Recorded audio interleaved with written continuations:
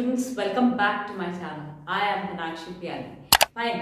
अब आज मैं आपको कुछ ऐसा करवाती हूँ जो करेंटली 10th वाले उनका रिविजन होगा और जो अब 10th में आए हैं उनको कुछ नया सीखने को मिलेगा. So let me continue with the video. सबसे पहला जो चैप्टर है अपने मैथ्स का रियल नंबर्स, उसका मैं आपको एक पार्ट करवा रही हूँ. फाइन. तो उसमें सबसे पहली बात, prime numbers and composite numbers क्या होते हैं. प्राइम नंबर्स वो होते हैं जो सिर्फ खुद से डिवाइड होते हैं और वन से होते हैं, जैसे कि 2, 5, 7, 11, 13 and so on and so fourth. Composite numbers क्या होते हैं, वो सारे नंबर्स जो प्राइम नहीं होते हैं, यानी कि all the numbers that are not prime are called composite numbers. ठीक है. जैसे कि अब यहाँ पे आपने ये किया भाई 2, 3, 5, 7, अब इनके अलावा जैसे 4, ठीक है, 6, 9, 8, so on and so fourth, जो भी इन सबके टेबल्स में आते होते हैं, किसी न किसी दो नंबर का ये प्रोडक्ट होंगे. जैसे 4 2 into 2, ये 2 into 3 हो गया, ये क्या होगा 3 into 3 का होगा, ये क्या होगा 4 into 2 का होगा, 4 अगेन 2 into 2 का होता है. ठीक है. तो ये हमेशा किसी भी दो तीन नंबर्स के प्रोडक्ट्स होते हैं, तो ये कंपोजिट नंबर्स कहलाते हैं. फाइन. इस बार ये क्वेश्चन आया था प्री बोर्ड्स में, बहुत सारे स्कूलों में ये क्वेश्चन आ चुका है कि कोई उन्होंने नंबर दिया, उनको आपको प्रूव करना था कंपोजिट है और वो उनसे नहीं हुआ था. सबसे स्ट्रेंज बात. फॉर एग्जाम्पल एक इन्होंने क्वेश्चन दिया था 13 into 5 into 7 plus 7, उसको इनको कंपोजिट प्रूव करना था. ठीक है. You have to prove 13 into 5 into 7 plus 7 कि ये प्राइम नहीं है. हमको ये प्रूव करना था कि ये प्राइम नहीं है. अगर ये प्राइम नहीं है तो कैसे नहीं है, देखो इसको एक नंबर मानो, इसको एक नंबर मानो, इन दोनों में से 7 कॉमन निकल गया. अब यहाँ क्या बच गया 13 into 5 और यहाँ क्या बच गया +1, तो 7 into 65 plus 1 which is equal to 7 into 66. तो ये जो भी हो, ये दो नंबर्स का प्रोडक्ट तो हमें दिख ही रहा है, तो how can it be a prime number. या तो ये 7 into 1 होता तो मैं ये कहती कि ये 7 है, ये प्राइम नंबर है. Since it's a product of two numbers it can not be a prime number and that is why it is called a composite number. Fine. ये इसका सॉल्यूशन होगा. ठीक है. ये क्वेश्चन इस बार आया था, सो आई थॉट मैं आपको बता देती हूँ. यूक्लिड्स डिवीजन लेमा मैं अपने नेक्स्ट वीडियो में करवाऊंगी करेंटली जो 10th वाले उनके लिए. ठीक. एंड HCF LCM वाले.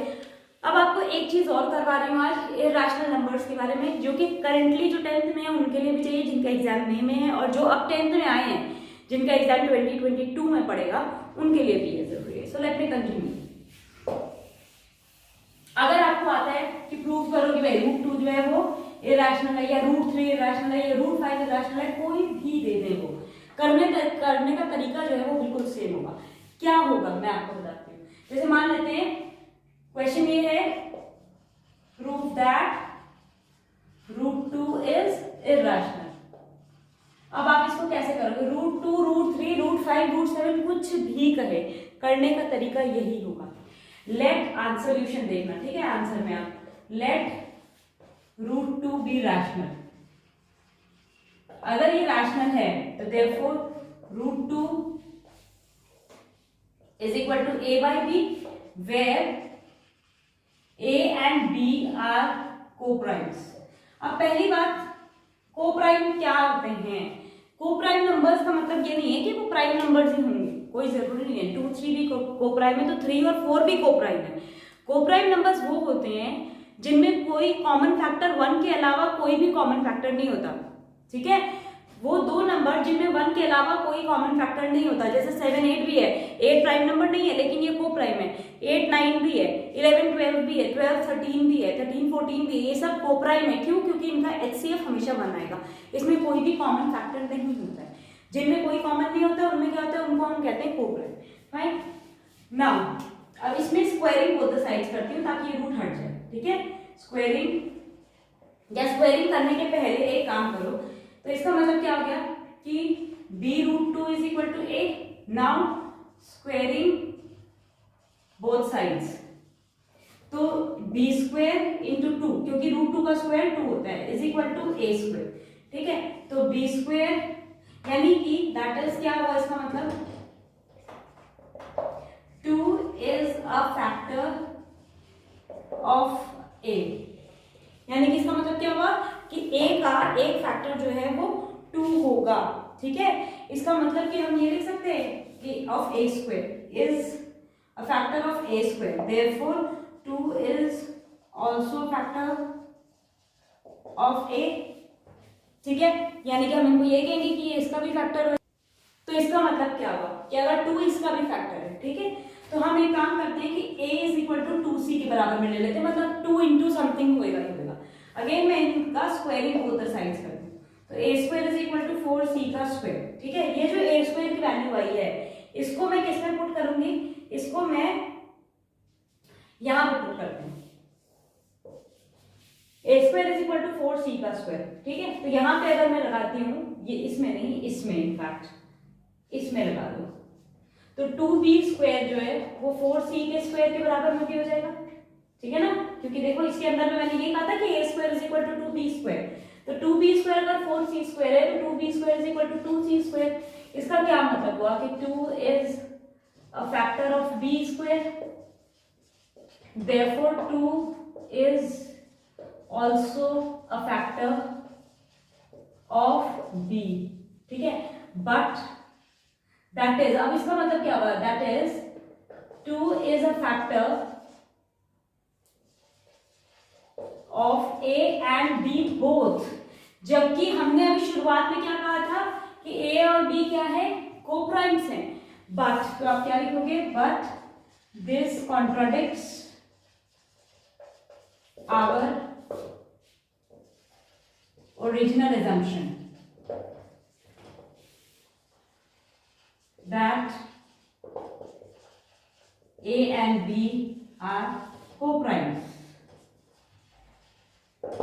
and therefore root 2 is irrational. I hope I have made my self clear. आपको ये समझ में आया होगा जो मैंने आपको एक्सप्लेन किया है, ये बहुत इंपॉर्टेंट है। अच्छा, अब क्वेश्चन ना 2 तरीके से आता है, ये आप अच्छे से ध्यान रखना कि भी आपको इसमें अंदर क्या करना है। आएगा 2 नंबर में ही, लेकिन करना पूरा कुछ होता है, अपने को इसके सारे स्टेप्स पता होने चाहिए, ठीक है। अब ऐसे आ जाता है क्वेश्चन जैसे कि हमको ये प्रूफ करना है कि 3 + √2 is also irrational, 3 + √2 is irrational. अगर आपको ये आ जाता है जैसे, और इसमें 2 चीजें हो सकती हैं, 2 नंबर में आएगा तो कहेगा 3 + √2 को इरेशनल प्रूफ करो, where it is given that √2 is irrational.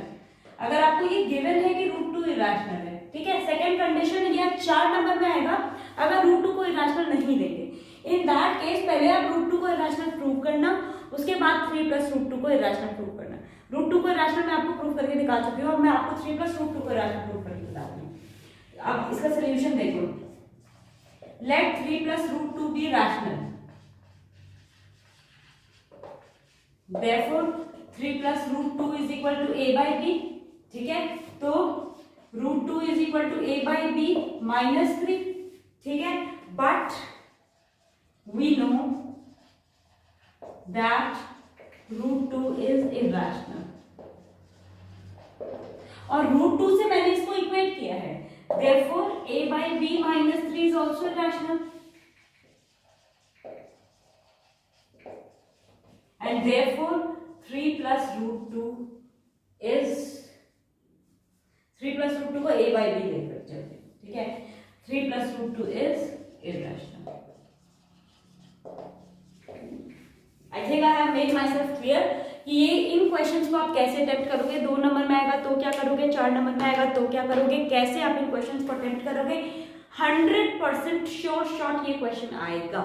अगर आपने मेरे चैनल को सब्सक्राइब नहीं किया है then please do subscribe my channel, like करो, शेयर करो सारे फ्रेंड्स के साथ में, फाइन। और अगर आपको कोई डाउट है मैथ्स में, कोई भी चीज़ में, कोई भी टॉपिक में, किसी भी चीज़ में, then please do ask me in the comment section. Video पसंद आए तो भी कमेंट करना, नहीं पसंद आए तो भी कमेंट करना। Okay then, good bye.